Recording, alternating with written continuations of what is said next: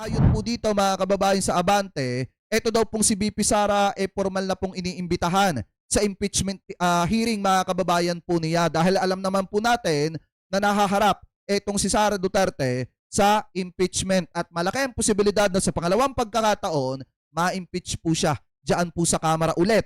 Ano po, so kayo mga kababayan, ito tanong ko lang naman, sa tingin nyo a-attend ba siya or hindi?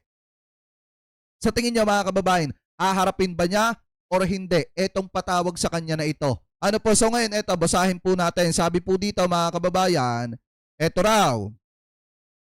Nagpadala ng formal na imbitasyon ang House Committee on Justice kay Vice President Sara Duterte upang dumalo sa isinasagawang pagdinig ng komite sa Marso 25 kung saan pag-uusapan ang rules na gagamitin sa pagpresenta ng mga ebidensya at testigo kaugnay ng inihang impeachment complaint laban po sa kanya.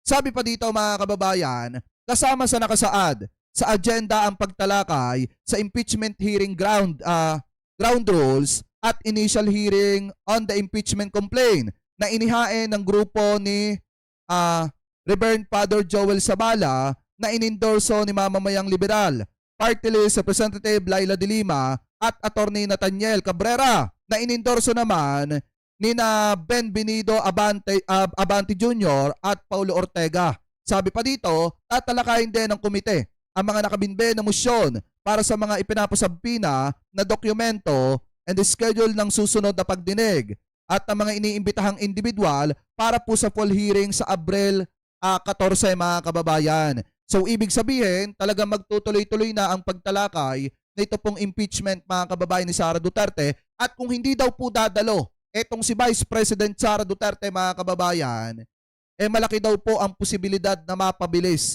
ito pong impeachment ni Vice President Sara Duterte or etong proseso ng impeachment ni Sara Duterte. So ngayon ito, pakinggan po natin.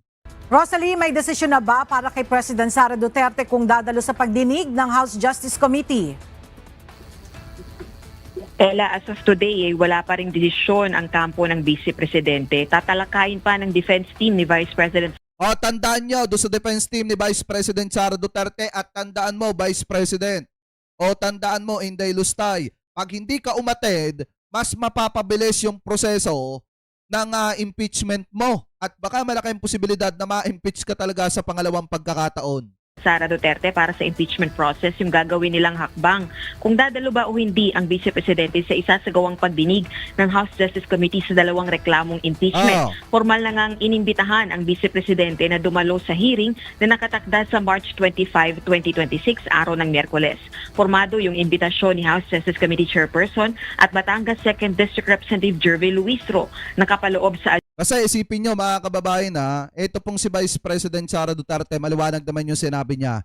Lalaban po siya hanggang dulo at talagang ipagpapatuloy niya po ito. Pero kung hindi siya attend mga kababayan, baka ang ending nito mag-resign lang din siya. Ano po, baka ang ending nito mga kababayan, bumaba po siya sa kanyang pwesto, wag lamang siya ma-impeach. Yan po yung isa sa nakikita ko dyan. Agenda yung pagpupulong at pagdinig na pagtalakay sa ipatutupad ng mga panuntunan sa pagdinig, gagawing aksyon sa mga mosyon at hiling na ipasapina yung mga mahalagang dokumento. Gayun din yung schedule ng susunod na hearings at mga iimbitahang resource speaker at mga testigo. Ayon kay Attorney Michael Poa, isa sa mga abogado ng Vice Presidente para sa impeachment proceedings, pag-uusapan nila yung gagawing hakbang kaugnay ng pagdinig. Pagdating naman sa legal team, titingnan din na muna natin kung ano pa talaga yung magiging advantages or disadvantages ng pagdalo ng ating Vice Presidente. I really don't want to preempt the whole team because this also has to be discussed with the whole team. Di lang naman ako yon. Ayon naman kay House Justice Committee Chairperson Luis. So sa madaling salita, hindi pa sila sigurado kung mapapa-attend ba nila etong si Inday Lustay mga kababayan. Dapat tandaan nila ng mabuti na kapag hindi umattend itong si Vice President Sara Duterte, malaki ang posibilidad mga kababayan na makaapekto ito para maging mas mabilis yung paggulong ng proseso ng impeachment ni Vice President Sara Duterte. So baka ang ending nito mga kababayan, sa pangalawang pagkakataon, mag-iiyakan na naman yung mga DD7. Ministro, posibleng mapabilis yung pagtukoy ng probable cause o kung may sapat bang ebidensya yung mga reklamong impeachment kung hindi dadalo ang Vice Presidente sa mga pagdinig. Ito ay dahil mawawalaan niya yung oportunidad nitong banggain yung mga testigo at ebidensya laban sa kanya. Pag hindi nila Wait lang, may nag-comment. Sabi ni Ma'am Marilyn Puerte, ayan. Jake, kahit mag-resign si Lustay, ay tuloy ang impeachment trial according to Kong Jinky. Yes, tuloy.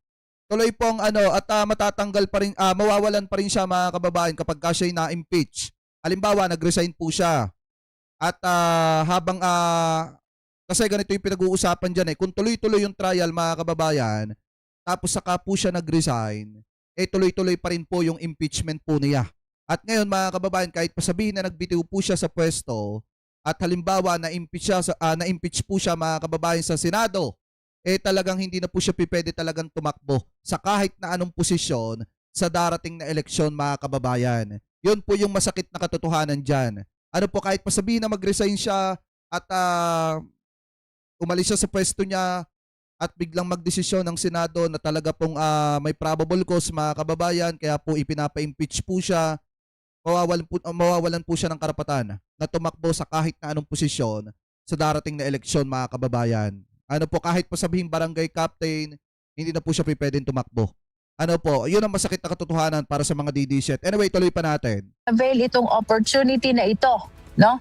Kung hindi sila maglalatag ng sarili nilang ebidensya, kung hindi nila ika-counter ang evidence ng complainant, chances are, because the evidence of the complainant are unrebutted and unchallenged, chances are, baka magkaroon ng declaration ng probable cause. Tama! Tama yun! At saka dapat umattend siya para makita naman niya si Ramil Madriaga. Dapat umattend siya para makita niya ng face-to-face si Ramil Madriaga, yung taong itinatanggi niya. Hindi rin anya dadalo ang Vice Presidente sa pagdinig, hindi maaaring maglatag ng ebidensya ang sino mang kongresista para sa Vice Presidente laban sa complainants o mga naghain ng impeachment. Balik sa iyo, Ella. Maraming salamat, Rosalie Coz. Kaya nga mas maganda mga kababayan umattend po sila kasi alam naman po natin mga kababayan na ito po talagang kampo ni BP Sara talagang naninindigan po sa pagkakamali. At hindi na rin nakakapagtaka kung bakit sinasabi po yan ng isa sa mga abogado mga kababayan na talagang batikan lalo na pagdating dito po sa usapin ng impeachment ni Vice President Sara Duterte. O isa sa mga complainant mga kababayan, pakitama na lamang po kung ako po ay mali. So ngayon, sabi po dito sa nakita po nating balita galing po sa UNTV News ulit, ito daw pong kampo ni Sara Duterte naninindigan daw po or mahilig manindigan sa mga pagkakamali. So bakit mga kababayan nasabing ganon? Ito, pakinggan po natin. Naninindigan sa pagkakamali. Ganyan inilarawan ni Attorney Amando Verhiligutan, counsel ng complainant sa reklamong impeachment, ang pahayag ng isa sa mga abogado ni Vice President Sara Duterte para sa impeachment proceedings na si Attorney Michael Poa. Alam niyo, sayang na sayang tong si Michael Poa. Nagkataon lang talaga na naging tauhan siya ni Sara Duterte. Sa totoo lang mga kababayan, sayang na sayang siya. Nagkataon lang talaga na naging tauhan siya ni Sara Duterte kasi kahit gaano siya kagaling mga kababayan, pag mali po talaga ang dinidepensa po nila, nagiging malabnaw pagdating po sa pandinig ng mga kababayang Pilipino po natin. Kasi nga mali na, dinidepensa mo pa. Mali na, ipinipilit mo pa. Kaya nga sayang na sayang mga kababayan, etong si Michael Poa kasi naging tauhan siya ni Sara. Dahil kinakailangan niyang kumampi sa mali. Ayon kay Attorney Poa, walang pagbabago sa kanilang posisyon na depektibo ang mga reklamong impeachment at nakabatay sa mga konklusyon, haka-haka at mga salaysay na hindi nakasandig sa katotohanan. Pero we maintain our position na nahirapan kaming sagutin because walang impeachable offense. Hindi, kaya kayo nahirapang sagutin kasi matitibay ang mga aligasyon kay Vice President Sara Duterte. Yun ang totoo dyan. Attorney Poa, kung nakikinig ka, sabihin nyo naman yung totoo. Nahihirapan kayong sagutin yung impeachment ni Vice President Sara Duterte kasi talagang matitibay yung mga aligasyon, lalo na nung nagbanta siya sa buhay ng presidente, ng first lady at saka po ng former House Speaker. Di ba mga kababayan yun, hindi talaga niya maitatanggi yun. Matibay talaga yung ebidensya doon. Dahil mismong siya ang nagsasalita doon at ang saksi dyan mga kababayan at ang witness ay walang iba kung hindi tayong lahat. Lalo na yung mga nanonood dito, yung mga kababayan Pilipino po natin. Kaya mahirap talagang sagutin yon. Instead of explaining ano yung naging non-answer ng Vice President, yung team niya nagdo-double down pa. Tama. Nagdo-double down pa. And I don't blame them. I don't blame them. Ang hirap kasing i-refute paragraph by paragraph yung 98-page complaint na compliant sa requirement ng ultimate facts. Hindi lang yan, may ebidensya pang naka-attach sa mga exhibits. Ang hirap sagutin nun. So I could feel for them. Layo ng isasagawang pagdinig ng House Justice Committee na mailatag ang mga ebidensya at testigo ng mga complainant at respondent o si VP Duterte. Pagkatapos nito ay saka pa lamang tutukuyin ng House panel kung may probable cause o sapat na ebidensya para irekomenda sa plenaryo ng Kamara ang impeachment laban sa pangalawang Pangulo at maiakyat ang reklamo sa Senado para sa isang paglilitis. This is to remind the public during the what we call mini trial before the Committee on Justice, yung titingnan lang ng Committee on Justice whether may probable cause. Hindi pa yung pagdidetermine kung dapat bang ma-remove from office, ma-impeach at saka ma-remove from office yung Vice President. Okay, mangyayari yan during the plenary at saka during the Senate trial. Yung i-determine ng Committee on Justice is probable cause. Napaka-achievable niyan, mababa yan compared to yung determination of guilt of the Vice President. Sa March 25, April 14, 22 at 29 nakatakda ang hearing proper ng House Justice Committee sa dalawang reklamong impeachment. Aminado naman si Attorney Powa na kinukonsidera pa nito kung dadalo o hindi sa pagdinig ng House panel bilang isa sa mga abogado ng Vice Presidente. Ibig sabihin mga kababayan, talagang malabo. Ito pong si Michael Powa na umattend mga kababayan. Kasi 'di ba silang dalawa ni Monsayak tinitingnan na may interest mga kababayan o personal interest doon po sa usapin ng impeachment ni Vice President Sara Duterte. Ano po, may conflict of interest kasi nga unang-una naging tauhan po talaga sila ni Sara Duterte sa higher position. Ito pong dalawang ito. Kaya nga kung ito attend mga kababayan, etong si Michael Powa, talagang magkakaroon ng conflict of interest po yan. Ano po, anyway, tuloy pa natin. Ito ay dahil hindi naman anya makakapag-cross-examine ng mga abogado ng Vice Presidente sa mga testigo at ebidensya ng complainants. Ang dilema namin ngayon is how do we rebut if we cannot even cross-examine.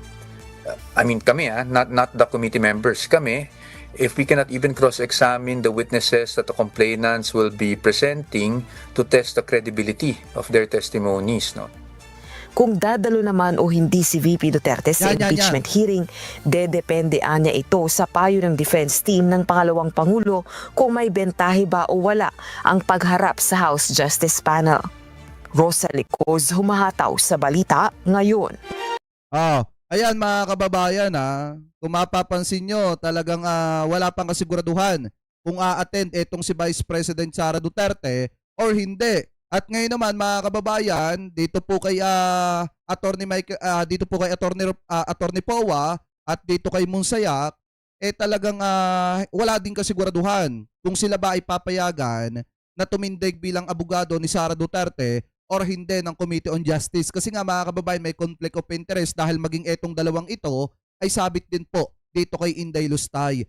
So ngayon, bukod pa po dyan mga kababayan, ang isa sa pinakahinihintay po natin na posible na mapag-usapan dyan po sa impeachment ni Sara Duterte ay walang iba kung hindi yung kaugnay sa di umano'y ill-gotten wealth at bank accounts po ni Sara Duterte mga kababayan. Dahil alam ko na maging kayo, gusto nyo na mapag-usapan din yon at mabuksan yung usapin patungkol po sa bank account ni Sara Duterte, masilip ng taong bayan, at makita rin ng taong bayan kung gaano kalaki ang inilaki ng kayamanan ni Sara Duterte. Buhat nung siya ay naging politiko. So ngayon ito, pakinggan po natin kasi mapapag-usapan po yan dito. si Attorney Amando Ligutan, ang third impeachment complaint lead counsel po, na inendorso natin, kung natandaan niyo po yung third impeachment complaint ni Representative Leila De Lima. Magandang gabi po, Attorney Ligutan. Joby, it's nice to see you again. Oo nga. Hi po. Chiki and Mase. Yeah. It's nice to see you again, guys. Good evening, Attorney. Medyo maganda yung mga sinabi nyo tungkol sa ultimate facts. Pero before tayo mag-dive doon sa sa discussion na yun, Attorney Ligutan, gusto ko lang muna hingi ng inyong opinion or nararamdaman doon sa kumakalat na posibilidad na hindi dadalo o magpa-participate na si VP Sara. Palag-start na yung hearing na ito. Jovi, prerogative niya yan. It's part of her right not to appear sa trial. So, nasa kanya na po yan if mag-a-appear siya. On the part of the complainants naman, it will not make any difference at all, Jovi. Yeah. Whether absent siya or whether mag-a-appear siya, it doesn't matter. Yeah. Sabi nyo it doesn't matter. Pero agree ba kayo doon sa sinasabi ng Justice Committee officers or ng officials na kapag hindi dumalo, baka bumilis pa yung proseso? Tama. Tingin nyo ba ay may posibilidad yun?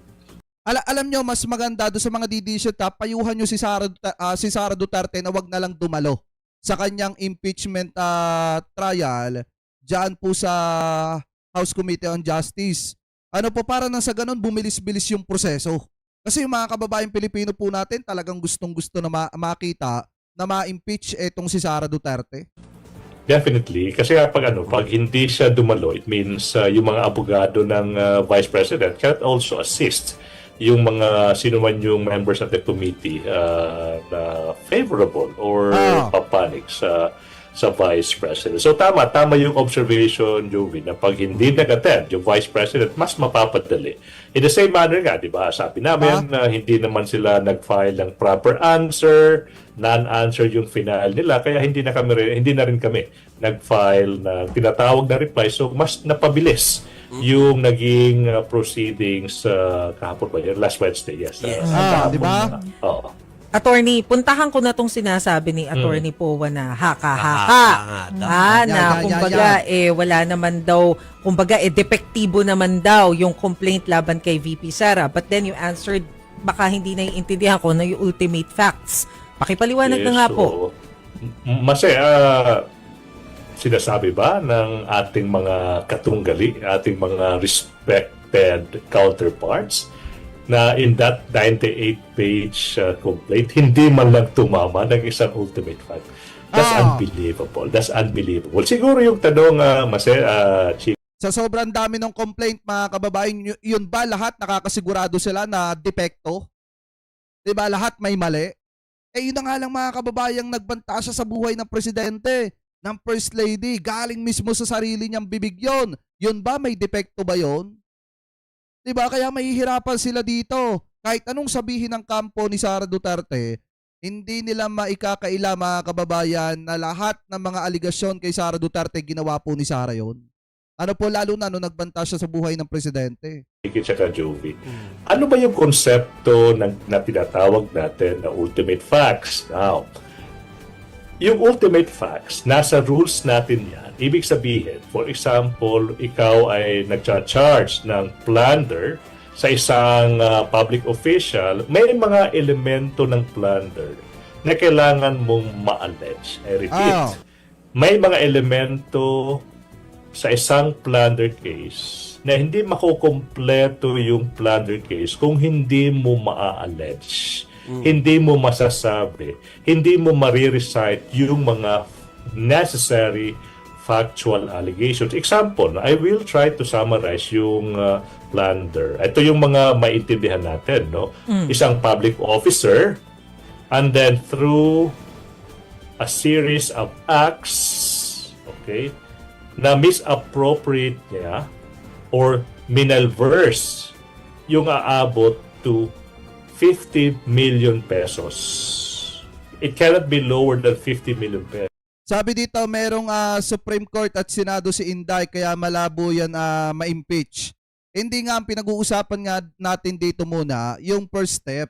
kung may impeach ba siya or hindi sa Kamara. Ano po, kaya kung mga kababayan talaga malakas ang loob ko na may impeach to sa pangalawang pagkakataon sa Kamara. So wag na muna natin problemahin yung Senado at saka Supreme Court. Ang problemahin natin yung impeachment ni Sara Duterte sa Kamara kasi naandudon pa lang naman. Wala pa tayo sa Senado at saka sa Korte Suprema. Ano po, anyway, tuloy pa natin.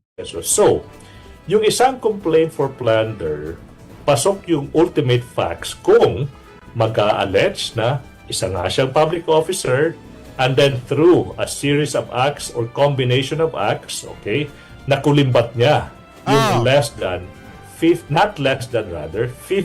million pesos. Alam mo, pag na-allege mo yung mga factual allegations na yan, okay, masasatisfy mo na yung requirement ng ultimate facts. Now, yung tanong, but enough na ba yan? To prove the person guilty? Hindi pa.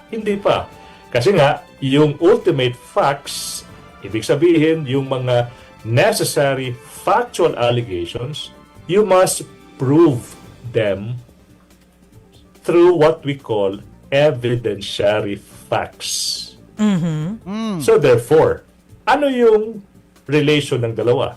You allege through ultimate facts and you prove them through evidentiary facts. Tama. If ma-prove yung dalawang yan, that's the time that the person may be found guilty, for example, of plunder. Kaya nga, for me, with all due respect ulit, for the end time, yung sinasabing hindi man lang nag-allege ng ultimate facts, yung 98 pages, ibig sabihin ba, ganun ba kami ka-negligent sa trabaho namin? Not to allege the elements of the crime. Ang hirap pong paniwalaan, Jovi, Chicken, saka Masi. Ang hirap namang paniwalaan for a 98-page complaint, hindi man lang tumama sa pag-a-allege ng mga necessary factual allegations. Ang hirap pong paniwalaan, kaya nga minsan, alam mo, ako'y nagdududa, no? Baka ibang complaint yung binabasa nila. Attorney, sinabi nyo na nga po, no, mahirap paniwalaan. So, talagang sa tingin po ninyo, of course, they know, nandyan yung ultimate facts. So, kung ganun po, sa tingin nyo, strategy lang po ito nila. Yes, Chiki, nasabi na rin natin yan. Alam mo, among us, yung mga lawyers, talaga yung mga litigators, yung nag-a-appear sa korte, alam mo, pag alam mong guilty yung client mo, yung ina-advise namin, okay, for example, in a criminal case, pag alam namin guilty, or hindi namin tatanungin, pero alam namin, ang overwhelming ng evidence. Madam, sir, may CCTV, for example, so paano natin lulusutan ito? Okay. The first advice is, don't file a counter affidavit. Okay? And then let's just wait for the prosecution to present their case and wait for the prosecution to what? To commit blunders. No? Ito yung mga ginagawa ng mga litigators. Kung alam ng mga litigators na guilty yung client namin. So that's why I really cannot, I really cannot help but associate that with, alam mo, napaka-pointed ng mga factual allegations. You committed plunder, you committed malversation, you committed bribery, you threatened the life of the president, yung asawa niya, diba? Former speaker. Kasi mga kababayan, doon naman po sa usaping pera, talagang maliwanag na may mga panunuhol talaga na nangyari. Kasi mismong si former DepEd Undersecretary Mercado at saka itong sinakatalan, mga kababayan, ay umamin na nasahulan talaga ng pera. So mahirap po talagang itanggihan, mga kababayan, lalo na handa naman po tumistigo itong sina Mercado at itong sinakatalan laban po kay Vice President Sara Duterte. Anyway, tuloy pa natin. 98 pages, pero yung sagot mo, 10 pages lang. Pero sa usaping... What does it tell you? Okay. Sa usaping ito, attorney, gaano ka-importante yung bank accounts ni VP Sara? Alright, now, for me, napaka-importante yun eh.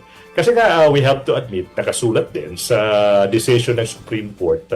Okay, by the way, I have to qualify, but 10 pages lang. 15 pages yung final nila, pero 5 pages doon, signature ng mga abogado. Anyways, so let's go back. Yung mga bank accounts na yan, Kasi yung allegation is may ill-gotten wealth. Now, ano yung sinasabing ill-gotten wealth, no? It is presumed na yung wealth mo is ill-gotten if it is beyond your means as a mayor, as a vice mayor, or as a vice president. Alam po natin, hindi naman ganun kalaki compared, for example, no, yung mga ini-imagine natin pag vice president ka, dapat yung sweldo mo millions. Hindi. May batas yan Asa alam ko nga, the last time I checked, yung sweldo ng presidente, correct me if I'm wrong, yung sweldo ng presidente, hindi ata average is 300,000 or 500,000 a month Yung vice president lower than that. So, kung yung income mo as vice president is this, wala kang publicized na mga negosyo, wala kang publicized na mga inheritance, pero yung laman ng bank account mo, billions or millions, the presumption is ill-gotten yan. Kasi nga yung pag sinabing ill-gotten, yun ay isang conclusion. Kung hindi mai-explain yung perang iyan based sa salary na tinatanggap mo, income na negosyo mo. Diyan talaga mga kababayan magkakatalo Kaya hindi nyo ako masisisi kung bakit sinasabi ko lagi na wala na akong pakialam kung ano yung hahantungan ng impeachment ni Vice President Sara Duterte. Ang mahalaga kasi sa atin, makita natin yung nilalaman ng kanyang mga bank account. Mga kababayan, yun yung pinakamahalaga sa atin. Ang makita natin kung million o billions ba yung laman o perang pumapasok sa kanyang bank account. At gusto rin natin makita mga kababayan kung gaano kalaki yung inilaki ng kanyang salin. Kasi biruin nyo, yung sahod naman niya mga kababayan, hindi naman po 1 million a month. Ang sahod po ng ating Vice President Sara Duterte, hindi pa nga umaabot ng kalahating milyon mga kababayan bilang Vice Presidente. At wala din naman tayong alam na negosyo ni Vice President Sara Duterte. So ngayon, kung lumubo ng napakalaking lobo yan, ibig sabihin, talagang may nakukurap na pera.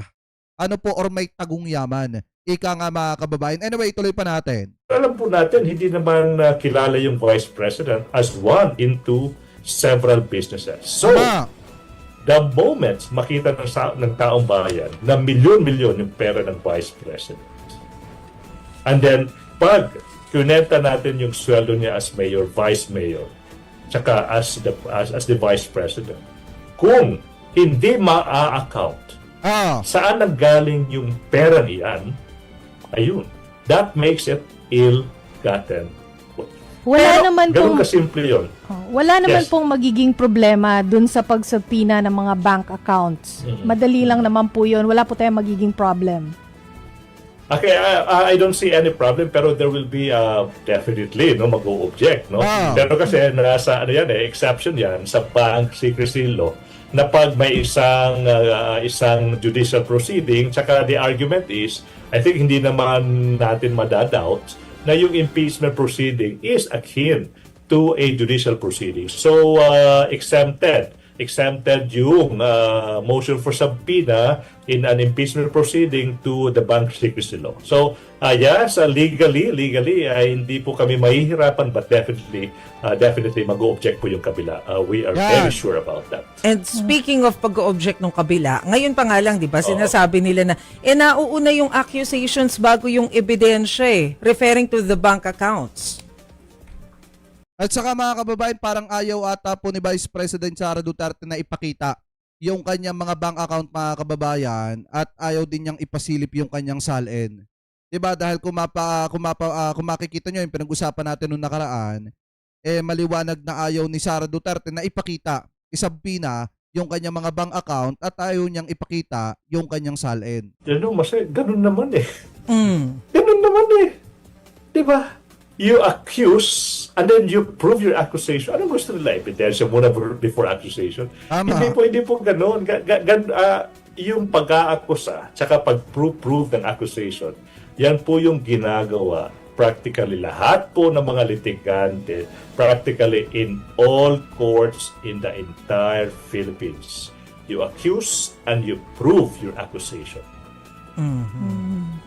Okay. So ano na lang ang aasahan natin, attorney, oras na gumulong na yung impeachment starting March 25 yung simula, Okay, that will be on March 25, April 14, and then the Wednesdays after, the following Wednesdays after that. So, yung na-expect po natin on March 25, yung ina-anticipate po natin magiging like a mini pre-trial. Wala pa pong presentation of evidence on March 25. Yung first, yung opening salvo, so to speak, ng pagprepresenta ng mga ebidensya at saka mga witnesses, it will start on April 14. So, isang bagay, isang event na dapat antabayanan ng taong bayan. Mase. Ayan mga kababayan biruin nyo kung iisipin nyo siguro ngayon kinakaba-kabahan etong si Vice President Sara Duterte dahil once na ipasabina na yung kanya mga bank accounts, makikita ng taong bayan kung gaano kalalaki yung mga transaction ni Vice President Sara Duterte, kung gaano kalalaki yung pera na pumapasok sa kanyang bank account. Lalo na kung makikita nyo rin mga kababayan kung gaano karami yung salin ni Vice President Sara Duterte, kung gaano kalaki yung iniyaman nito pong si Sara. Doon pa lang medyo magkakatalo na kapag nakita kung saan kung gaano kalalaki yung perang pumapasok sa kanya. Itatanong yan kung saan ang gagaling. Dahil alam naman natin na ang sahod po ni Vice President Sara Duterte kada buwan hindi umaabot ng kalahating milyon mga kababayan. Kaya kung sobra-sobra yung kanyang yaman, doon pa lang mapapaisip na kayo na bukod sa may tagong yaman, may ginagawa ring hindi maganda o may negosyong hindi maganda, mga kababayan. So kayo, kung kayo po ang tatanungin, ano po ang masasabi nyo, hingil po dito sa di umano mga kababayan, imbitasyon kay Vice President Sara Duterte na kung saan ay kasado na pero wala pang maliwanag na tugon o sagot ang kampo ni Vice President Sara Duterte kung a-attend ba etong si Sara sa patawag po ng Committee on Justice. So kayo, sa inyong palagay, a-attend kaya si Inday Lustay o hindi mga kababayan? Comment below na lamang po kung ano pong opinion at komento po ninyo. Hingil po dyan.